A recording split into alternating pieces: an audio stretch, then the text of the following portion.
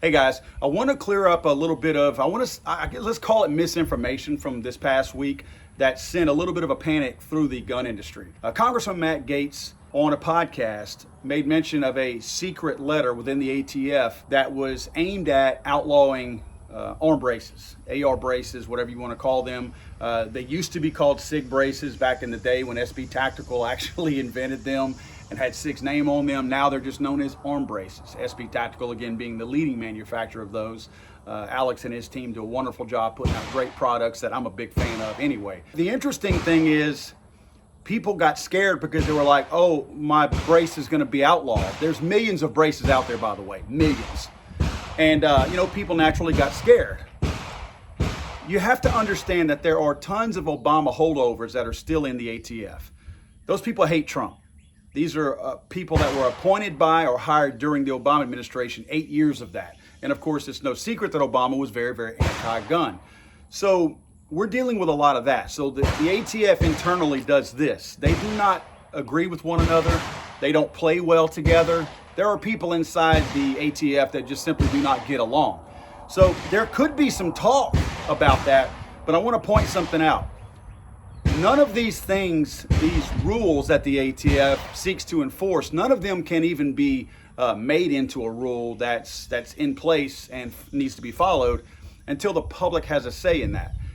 Now, you remember the bump stock ban and a series of other things. Every time the ATF is wanting to put out a rule, the public has the chance to give their own opinion on that. This is not the ATF being nice. This is not the ATF saying, hey guys, we're going to let you be a part of this. No, the ATF does not want us to be a part of this.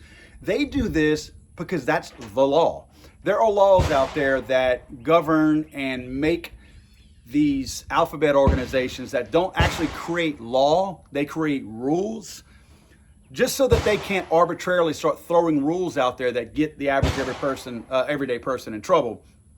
They actually have to pitch these things via the Administrative Procedures Act. The Administrative Procedures Act was put in place for this very reason, to make sure people like the ATF could not just arbitrarily wake up one morning and say, this is going to be the new rule that applies to all Americans. This is a rule that applies to where Americans have a voice. Now, the ATF has the final say anyway, so does it really matter? I mean, I get that part of it.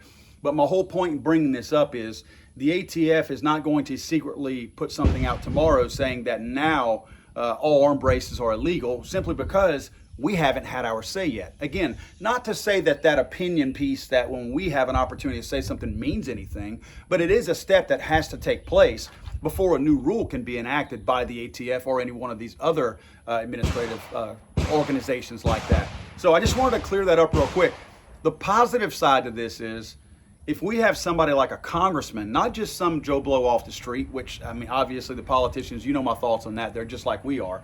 But if we have a congressman or a senator or any politician that has any kind of pull in Washington, D.C., actually recognizing the things that the ATF is doing that are unconstitutional and not right, that's a good thing for us.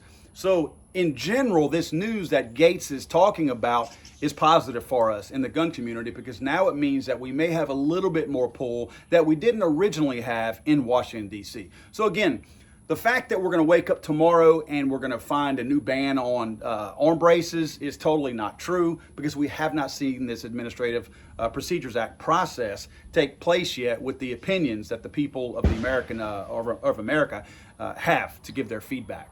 So until we see that, don't get in a panic. Just proceed as you normally would.